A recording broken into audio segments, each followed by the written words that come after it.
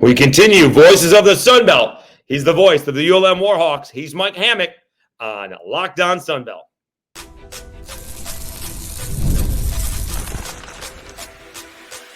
You are Locked On Sun Belt, your daily podcast on the Sun Belt Conference, part of the Locked On Podcast Network, your team every day. Dave Schultz, Locked On Sun Belt, your team every day. Today's episode is brought to you by Ultimate GM. Ultimate College Football Head Coach is a brand new mobile game that is completely free, has no ads, and 100% playable offline. Use promo code LOCKEDONCFP, all caps, inside the game store to receive a free boost to your program. Begin your coaching legacy today. All right, we'll get into that a little bit later. But right now, let's talk to Mike Hammett, the voice of the ULM Warhawks. 73 new players. They had to go into the portal and get another quarterback. He's General Booty. Who will the weapons be that he's passing to and he has on offense? They're going to be a tougher, more physical team. I think they're going to beat somebody that they're not supposed to. But finding a second and third win is not the easiest thing to do. Their record is going to be better, or they're going to be better than the record, I think. But let's hear it from Mike. He is the voice of the ULM Warhawks. He is Mike Hammett on Locked On Sunbelt. Welcome back to another edition of Locked On Sunbelt, your team every day. I'm your host, Dave Schultz, joined by the voice of the ULM Warhawks, Mike Hammett. We're doing our continual feature of Voices of the Sunbelt. I appreciate your time, Mike. Have you gotten all 73 new Warhawk names down? Because that's more than 3/4 of the entire roster has been turned over by new head coach Bryant Vincent. Yeah, that's incredible what has happened with this roster over the last, 9 months or so, or 6 months, whatever it's been. And, they've just really needed to get an influx of talent. I mean, I hate to say it, but when you lose your last 10 ball games and go winless in the Sun Belt, you probably need 73 new players and just flip that thing over and try to get an infusion of talent in here right away. But Coach Vincent's done a nice job of bringing those guys in early. I think it was 30-some guys they brought in on the early signing period in December. And then, of course, have just been adding like crazy through the transfer portal and, of course, the February signing period too. But they've done a nice job of going out and identifying their needs. Of course, quarterback was one of those that they were able to identify in spring ball, that they didn't really have what they wanted in-house, and hit the portal again and go get a guy like General Booty in here, and Reese Mooney transfers over from North Texas as well. So it's been interesting to see all this. The biggest help, Dave, and I've told people this, the biggest help in getting 73 or whatever it is new names down has been the video game, being able to see those names out there and whatnot. So I've started to put some of it together that way, but, and going to practice, of course, the last 2 scrimmages. I mean, it's been a process, but, come up here August 29th, it's time to be ready to go. Did you just find out a way to have a tax write-off for NCAA football 25? Is that what you just did? I hope so. And I'm hoping I'm convincing my wife that I need the game every year when it comes out, instead of waiting till it's on Xbox Game Pass in February or whenever. But I'm going to try that with some other teams this year. I'll give it a run with UAB in week 2, just to see how it works out, picking up those players. But it's been, I think, a good tool. I hope a good tool so far to get ready for next week. What have you seen as the biggest difference watching the scrimmages and attending some of the practices so far? What stands out to you as perhaps the biggest improvement? I think there's more athleticism. I think, the guys are bigger, they're stronger. I think that's something they needed to improve. It's been more organized. It's been sharp. It's been crisp. It's been a really good pace to things, that they don't mess around. There's not a lot of wasted time. Not that I don't know that was really an issue prior, but you can just tell there's a plan when they go out there every day. It's we're getting to this, and and everybody knows what's going on. Everybody's on the same page. They've done a nice job of just keeping the energy high. And that's this group, we have 73 new guys. I don't think a lot of them realize the history of this program, the struggles of this program since coming to the FBS level. So they don't know any better. They're going out there and they're trying to find a way to get to a bowl game and improve their stock. And, trying to help elevate this program and elevate themselves in the process. So hopefully they're able to figure this thing out and just keep it rolling. But right now, everybody's excited, everybody's happy, everybody's undefeated right now. And so we'll see if that keeps up here after this team takes some adversity. I mean, it's going to happen. It's bound to happen, and just see how they bounce back and roll from there. We're talking to Mike Hammett, the voice of the ULM Warhawks, Locked On Sunbelt, your team every day. It's Voices of the Sunbelt. All right, so you've seen more athleticism, more physicality. What are some questions that you have that also stick out? So far it's about how this team's going to come together. I think we've seen some of the leadership anyway from a guy like General Booty coming in, that he just seems to be more active as a leader than maybe the quarterback room was a year ago. But at the same time, I think the other things, it's hard to build chemistry when it's, 73 new guys and get everybody on the same page. And so I think the things that have stood out to me, the practices I've been at, the scrimmages I've seen, is the offense going to come together and get going? The defense seems to be ahead a little bit right now, which I think is typical, but just how much do they keep grinding and get on the same page? Because General Booty didn't come in until the summer. It's not like he had spring ball to get through everything and get some chemistry going. And I know they've been working hard on that. And, and not just him, but even Reese Mooney coming in late. The other guys were here in spring ball. Aiden Armento is here during spring ball following Coach Vincent from New Mexico. So they've had a little longer to kind of build that up. Of course, Hunter Herring stuck through the coaching change. And so there's a lot of names still in the quarterback race, but it's certainly, I'm interested to see that chemistry, especially on the offensive side. I think I've seen it a little bit on the defensive side.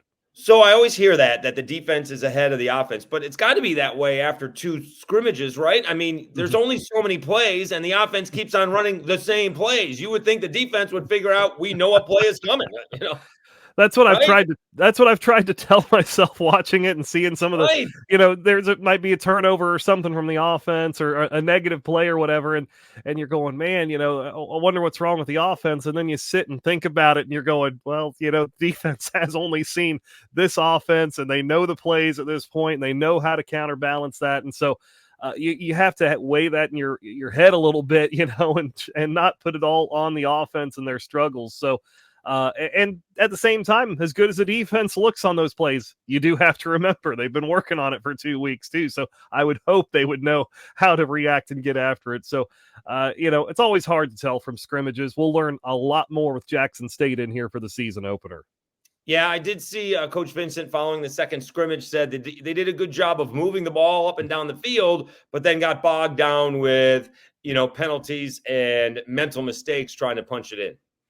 Yeah, it seemed like they did move the ball between the 20s fairly well and, got first downs, moved the chains, did some nice things, but then it kind of just slowed down and grounded out a little bit. And it's, one of those two that I think you're kind of getting a feel for what you can run in the red zone and what works, what doesn't work. And so, there's some different things they were trying in some short yardage situations. We'll see if they do some of that in a game situation. It's one thing to do it in a scrimmage. It's another thing to do it in an actual game. So we'll see what tricks they have up their sleeves when it comes down to that. But again, I don't know if we'll see it too in week 1 against Jackson State. It might be week 2 against UAB. And from that point forward, you start seeing some of those things. I think I think they're hoping maybe to get through Jackson State with trying to be as vanilla as you can be and hope to, get a win and start that way. And then you still have some tricks hidden for UAB in week 2, because I can tell you with Coach Vincent's history and some of the staff and whatnot,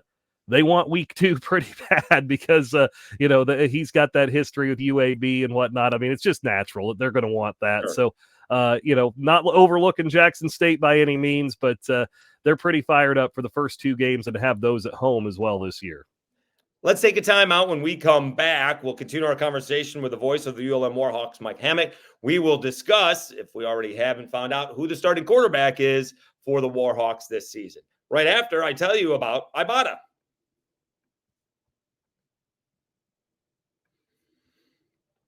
You're probably buying all of your school supplies as it's that time of the year, but don't stress about the cost. Use Ibata and get cash back on all of your purchases when you're stocking up on your school supplies. Ibata is a free app that lets you earn cash back every time you shop.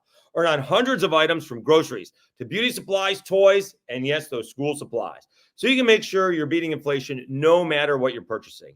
The average Ibata user earns $256 per year. That could cover the cost of an entire shopping trip, that flight you've been eyeing, or that fancy dinner you've been craving. Other apps give you points that don't amount to much. With Ibata, you earn cash back that you can withdraw to your bank account, PayPal, or gift cards. Simply add offers in the app, upload your receipt, and voila, the money is yours. You can save on over 2,400 brands and shop at over 1,000 retailers, including your favorite grocery stores, Lowe's, Macy's, Sephora, Best Buy, and more. It's time you joined the over 50 million users who use Ibata to earn cash back every time they shop. Right now, Ibata is offering our listeners $5 for just trying Ibata by using the code LOCKEDONCollege when you register. Just go to the App Store or Google Play Store and download the free Ibata app to start earning cash back and use code LOCKEDONCollege. That's IBOTTA in the Google Play or App Store and use code LOCKEDONCollege.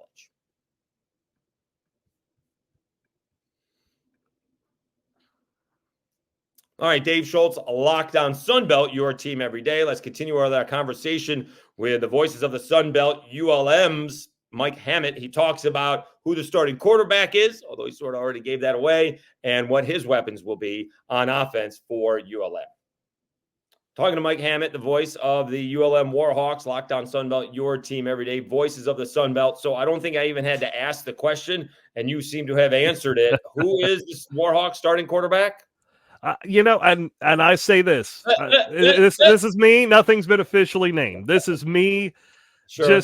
Just even before I saw anything in practice or scrimmages, and it's a guy like General Booty, in my opinion, doesn't transfer to ULM without starting. And I know he hasn't officially been named that. I don't think he comes here without knowing he's going to be the guy, and he's going to work his tail off to be the guy too.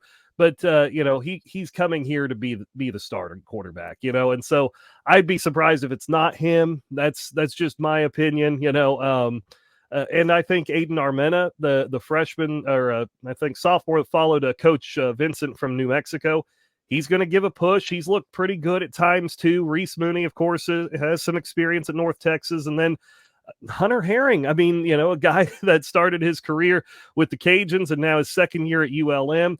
Had a chance to start last year against Lamar, got hurt, season-ending injury, knocked him out. So there's options. If something goes sideways, even if General Booty's the guy, if something goes sideways, there's still three guys, maybe four. Isaiah Velez is on this roster too, and he's been at the FBS level before at FIU. So, there's some guys waiting. There's some depth waiting to try to knock him off and get in there. But it's hard for me to believe a guy like General Booty's not going to transfer to ULM without having a pretty good feeling he's going to be the guy. Now, does he have a nickname? Are guys calling him Patton? I don't know if anybody there would know who that is, right? General is the nickname, but yeah, it's that's not his birth name, and I can't remember his birth name off the top of my head, but it's certainly one of the more unique names in college football, one of the more fun names, and we've talked about it here too. At ULM. How much fun would it have been to have General Booty throwing passes to Boogie Knight and or Bugs Mortimer and some of the other great receiver names that ULM's had in recent years. So, but I'm excited to see what exactly. Like I said, quarterback room with a lot of depth. We'll see what happens, but I'd have to imagine he's the guy. I think that is his name. General Axel Booty is his name. Yeah, I thought I read something that it's a nickname, but yeah, it might be. No, I think that's his actual name. Yeah, so we'll have to see if they come up with. I mean, you're calling somebody general. It sounds like you need to salute or something like that, right? Right. Yeah. Very, very formal. Although that's a great first name. So we'll see how that works out. We're talking with Mike Hammett for the ULM Warhawks, Locked On Sunbelt, voices of the Sunbelt, your team every day. All right, who are some of the weapons that Booty or whomever is the quarterback is going to have? It's a deep receiver room. He's going to have, several guys, I think, that really you go up and down the list. He's kind of spread the ball around and done a nice job of it, but they are real excited. I'm trying to find my my temporary depth chart until I get a real one anyway, just kind of some notes I've been taking of some guys that have stood out to me. I think they're real excited about Devon Wells, a guy who's a transfer from Long Island, and getting him in space, a guy that I think has some qualities similar to a Marcus Green type. I think, when he played here several years ago, that get him in space and try to get him going. They like, guys like Artis Cole. They like, some different pieces that have come in that have stood out to me. Tyler Griffin, this guy that has worked on the outside, and I think they've got some real good help at receiver. They got, I think, a lot of depth at receiver. I think the tight end group is a solid bunch as well. And even the backfield, I mean, is not too bad. You got Hunter Smith coming back from last year, and he had his moments, but there's going to be some new guys stepping in there as well and giving him some depth. And you had 73 guys, and it's not like they got rid of everybody. They held on to a few guys that they wanted to keep with this coaching staff. So I think, if anything, they went out and improved the depth, especially at those skill positions. But I'm interested to see that starting group. And like I said, they're going to rotate them in and out. You're going to see a lot of different guys at receiver, running back, tight end. They're not afraid to do that, and we'll see how that plays into things as it goes along. What kind of offense is Brian Vincent going to run? I haven't quite put my finger on it yet. I think it's going to be a pretty balanced anyway. I think, they do like to run the ball from what I've seen. But you bring in a guy again like General Booty or Aiden Armenta even has shown that he can sling it around. I'm interested to see exactly how the balance works out as the season goes along. I think it's going to be, pretty balanced for the most part. I think I kind of get that feel off of it, but it's going to be. I think maybe the strength of this team is going to be running the football. I think that's what he wants it to ideally be. We'll see if it ends up being that, but they're certainly not afraid to put it in the air either. And I think it's a good group anyway to try to feel this out in year one and see what they need moving forward as well. Talking to Mike Hammett, the voice of the ULM Warhawks, Locked on Sunbelt, your team every day. We're doing voices of the Sunbelt. All right, so that is one of the things that Coach Vincent has said a couple of times he's come on here. He wants to be physical, and that's going to start with the offensive and defensive lines. The offensive line is the one unit I think that has to be working together with, sometimes you get the, 10 guys in zone and one in man-to-man, and, the band starts playing. But generally speaking, the running backs are doing their own thing. The receivers are complementing each other. But if that offensive line is not on the same page, then, boom goes the quarterback. Yeah.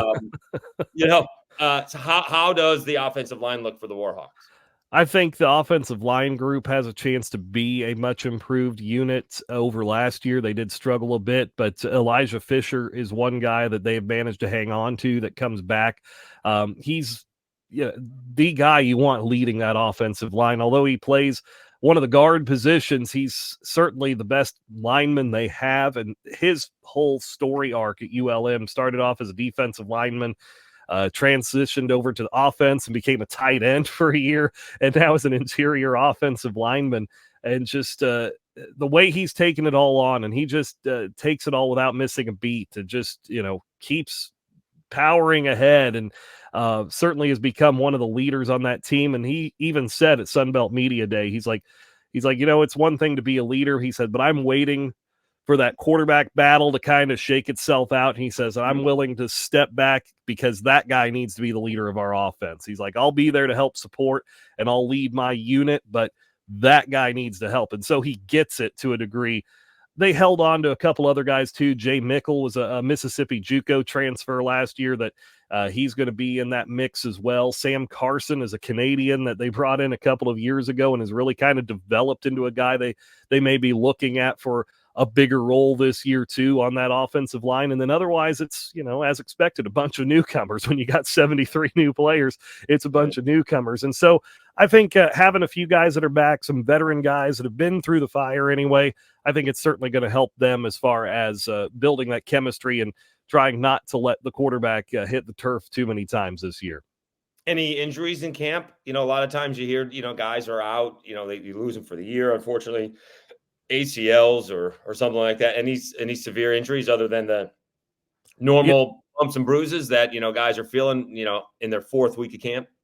Nothing that I have learned of so far anyway. Seems like everything's pretty standard at this point. So hopefully stays that way. Hopefully stays healthy because you got your week of practice this week. And then, of course, a Thursday game to open the season. It's going to be interesting to see, how they adjust and whatnot to get on their schedule to make Thursday the game day instead of Saturday. But yeah, hopefully they everything is still on track. Nothing big so far. Nothing of note to my knowledge of somebody that they were counting on that's going to miss extended time anyway. All right, that was me knocking on wood. Let's take one more time up. We'll wrap up our conversation with ULM's Mike Hammett about can ULM be better than what their record may indicate. It's going to be tough to find a few more wins than they would like, but I think they're going to be better. See if Mike agrees with me. We will do that after I tell you about the ultimate head coach. Hey, Locked On Sunbelt fans, I want to take a moment to give you a heads up on a brand new mobile game that I think you're going to love. Ultimate College Football HC. In this amazing game and simulation, you get to step in the shoes of a head coach and lead your college football program to glory. Can you imagine being the head coach of Texas State? From recruiting players and hiring coaching staff to overseeing training camps and handling school scholarships, you control every crucial detail of your program. It's all in your hands. Will you be able to handle the pressure? And here's what I really love about the game. You are responsible for calling offensive plays during the games. Your strategy will not only determine the success of your football season, but will shape the future and legacy of your program. Ultimate College Football HC is completely free, has no ads, and is 100% playable offline. You can play on the go as you want and when you want to. And of course, we have a special offer for Locked On Sunbelt fans. Use the promo code LOCKEDONCFB, all caps, inside the game store to receive a free boost to your program. Make sure to take advantage of this perk as it will get your team off to a strong start. To download the game, just visit ultimate-cfb.com. Ultimate-cfb.com or look it up in the app stores. Ultimate College Football HC. Begin your coaching legacy today.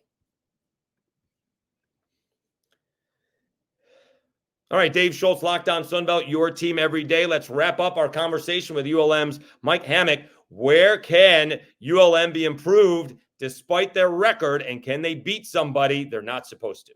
But a couple more questions for Mike Hammett, the voice of the ULM Warhawks, Locked On Sunbelt, your team every day. All right, so their win totals, right, is at 1.5. And you look at the schedule, like you said, they're opening up with Jackson State.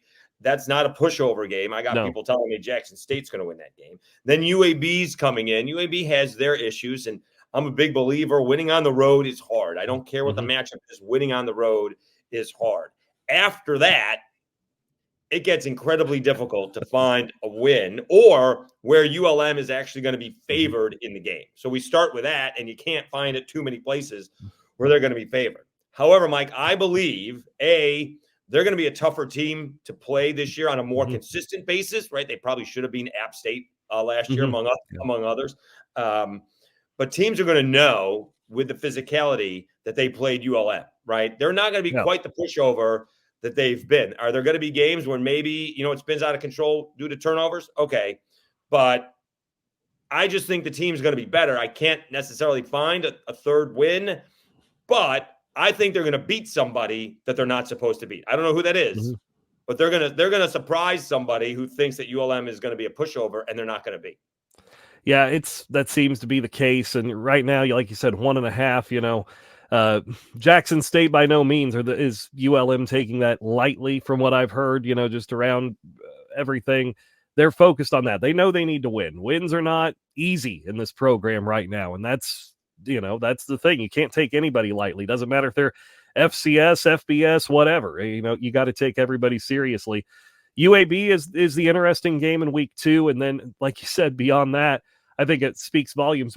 First of all, their 2 money games are after that point. So there's 2 games against Texas and Auburn right there. That's it's going to be awfully difficult. But then I think it also speaks to the Sun Belt. And I mean, as you've seen too, Dave, this conference over the last few years in particular, It doesn't matter who you draw out of the East for those crossover games. It's not going to be an easy opponent by any means. I mean, everybody out East, it seems like, is good. And then the West, the steps forward the West has taken over the last year or two, especially. I mean, Texas State's rise, and, Butch Jones has taken him some time, but he's wanting to do it his way, and it's starting to get going now at Arkansas State a little bit. And, Troy's been a force, but they have some turnover. What's going to happen with them? And South Alabama, they have a lot of turnover, but they have some continuity in that coaching staff too. And of course, the Cajuns have just kind of been that steady force in the West as well. So, and then it's Southern Miss, the Eagles aren't going to be down for long. So, I mean, they certainly are on a path to bounce back this year. So there's not an easy game on that schedule the rest of the way. But again, people got to come to Monroe. And Monroe, while it's not a packed house and, loud and you can't hear anything, sometimes teams, like you say, you take it lightly, and it's a place that sometimes you got to, to be honest, you got to bring your own energy. And if you don't bring your own energy, it's not going to turn out well for you. So it's certainly, I think they'll find a win or two, maybe, who knows, maybe 3 if they get hot along the way. Last year's group, you're right. They probably should have beat App State at home. I think even the Georgia Southern game in Statesboro, if you don't turn it over 3 times in 5 minutes in the second quarter, you probably win that ball game in Statesboro. They were there, and now you've added some talent.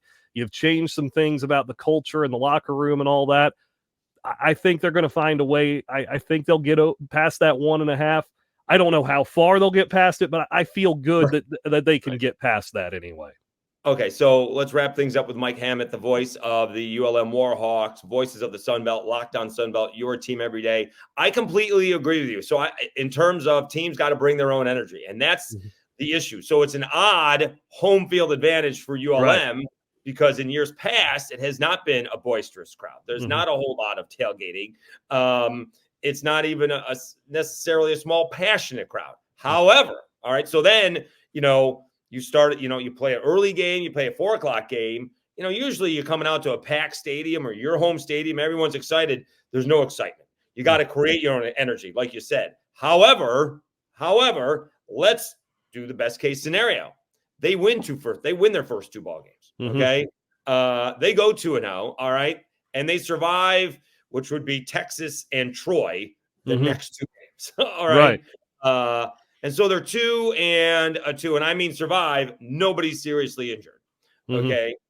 They come home 2-2. All of a sudden, they're going to have fans there.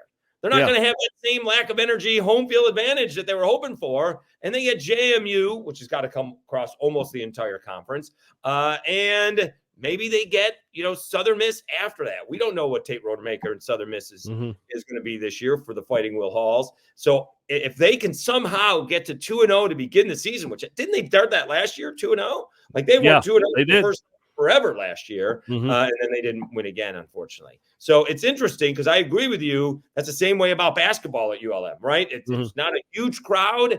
They usually have some pretty good teams, but, you got to bring your own energy because the road team can't feed off quieting the crowd because there's no crowd.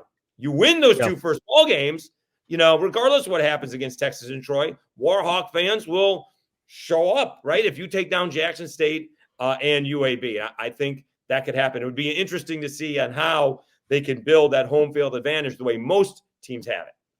Yeah, it's going to be very interesting to see how that all works out this year. And of course, we've seen it in the past. Teams come in here and, Liberty comes to mind a couple of years ago, and Malik Willis projected number 1 pick in the draft, and Liberty comes in here and that they fell flat. I mean, it is what it is. So we've seen it time and time again.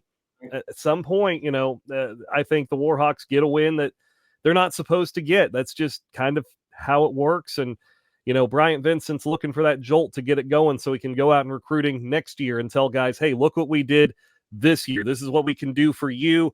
Here's what you can do for us. We can take that next step. And, I'm interested to see who it's going to be. I'm interested to see how Bryant Vincent keeps this energy up throughout the year and tries to get this team, looking at the big picture of trying to get this program headed in the right direction.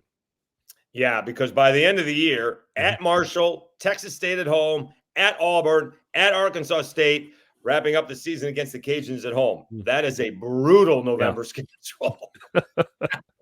It gets and you look at it too. After October 12th, there's only 2 home games. Everything they play 4 road games, 2 home games after that point. I mean, it's difficult after you hit October 12th for sure. It's difficult the whole way through, but especially to try to do that on the road.